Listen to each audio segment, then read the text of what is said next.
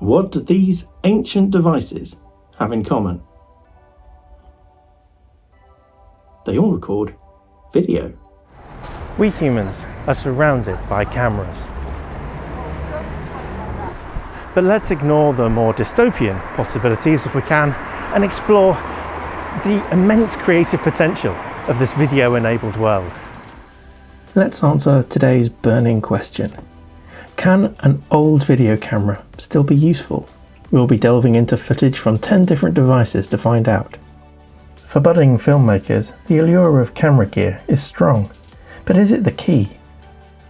Writers emphasize the importance of story, and some filmmakers focus on cinematography, their mastery of light and composition. And of course they also try to focus on sound.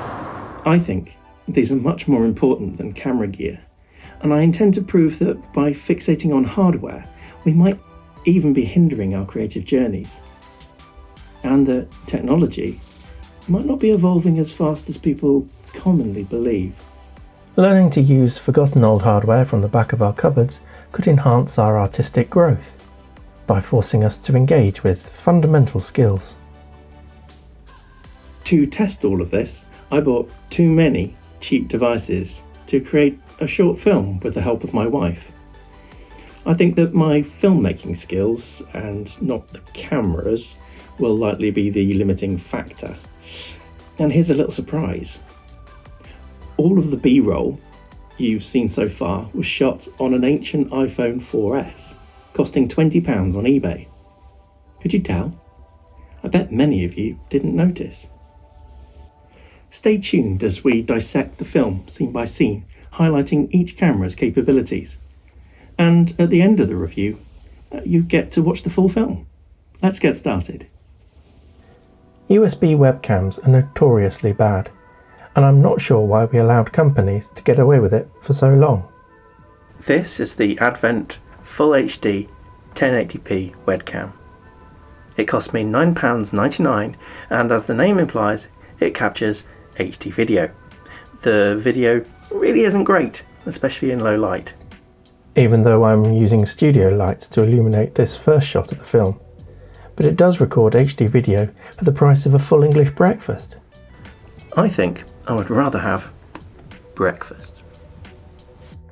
I missed some important establishing shots during my day at the seaside, so I had to cheat a little and use my daily driver iPhone 12 mini to complete the film. This offers an interesting comparison because, for HD video at least, beyond a certain point I'm not sure that the modern camera makes much of a difference, as you'll see later. We have made progress over the years, but I'm starting to think we're getting diminishing returns. These tiny iPads have always been a favourite of mine for their form factor. Handily portable in a way that the 10-inch and larger iPads just aren't. This older 4th generation iPad records 1080p video at 30 frames per second, and who needs more than that? Holding a tablet against the wind can lead to some stability issues in footage, and the dynamic range isn't exceptional, but the footage is clear and generally smooth. This HTC Desire S is one of the best camera phones from the early days of Android, and just look at this footage. It runs Android 4.0. Its aluminium unibody case feels great in the hand, and its 5 megapixel rear camera is not only a fabulous stills camera, but it also shoots rich looking full HD video. It was probably the biggest surprise of the shoot. Just look at this footage. For £19.95, this phone is a forgotten masterpiece. Windows phones are as dead as the dodo, which is a shame because Windows oddly ran better on mobiles than it does on computers. These Lumia phones were known for their strong cameras, and although the Lumia 650 was a mid-range device, it can still capture some great scenes in Full HD. As Windows Phone is a burnt platform, nobody wants these anymore, which is why they make great second-hand devices for offline photography and videography. The high-end Windows phones have some really impressive cameras and are definitely useful for your amateur filmmaking. A bit more expensive here at £67, but the iPhone 7 is still a usable device as of February 2024, with Apple continuing to issue security updates for iOS 15.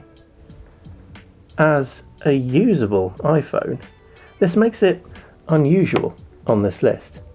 You get a camera phone you can use every day, and it can even shoot 4K video. The footage from the iPhone 7 is just wonderful, and I'm not sure I see much difference compared to my more modern iPhone 12. It's a really capable device, and I was so lucky to capture a rapid tracking shot of this seagull. Let's go further back in time, to 2006. The relentless march of technology produces robust objects that have a strange impermanence. They become obsolete immediately. But that obsolescence allows us to play with nostalgic effects very easily. Take this old Digicam, the HP Photosmart R727. HP ceased making digital cameras long ago, but they hold a fascination for me due to some unique characteristics. I bought this one for less than £5 on eBay. The 6-megapixel CCD sensor captures warm images with noise that feels very much like film grain. It only shoots standard definition VGA, but for intimate moments like this, I think the vintage look is charming. Now for a really fun one, the iPhone 4S, a tiny phone whose design many people remember fondly. This cute little slab of a device with its 8-megapixel rear camera was the first iPhone capable of shooting 1080p HD footage when it was released in 2011. That's right, we've been living in an era of HD ubiquity for well over a decade. These things are not necessarily very useful now, but you can still use one as an iPod as well as shooting videos. Here's one that's been living in the back of my own cupboard for a decade. The HP Pre 3, an old WebOS phone with a 5-megapixel camera capable of recording 720p video. I love this unique and innovative device for so many reasons that it's staying with me forever, but not for its camera. It's fine, the colours are a bit muted, a bit grainy, a bit unstable, but it doesn't ruin the shot. Again, this old phone was just lying around gathering dust and it's perfectly usable. And now for the final shot and final camera, this time using the only generic Chinese knockoff device on the list. The very cheap Lightdow HD action camera is pretending to be a GoPro. There's not much to say, as it largely succeeds. It shoots HD video, it's especially good if you need a wide angle thanks to the fisheye lens, and you can get it wet and it won't mind at all. For £10 it's a robust little thing and useful for getting those shots no other camera dares to. And that's all of the cameras. I feel like you now deserve some sort of spreadsheet, so here it is. The HTC Desire S stands out for its performance per pound, and I highly recommend it. The iPhone 7 is worth considering if you have a larger budget.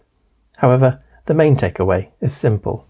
Like, comment and subscribe, then go outside and unleash your creativity with anything you can find. Film can connect or isolate, so involve friends and family. Grow, both as an artist and as a collaborator. Thank you for watching, and so much love to my patient wife for agreeing to play my heroine. Now, enjoy the film.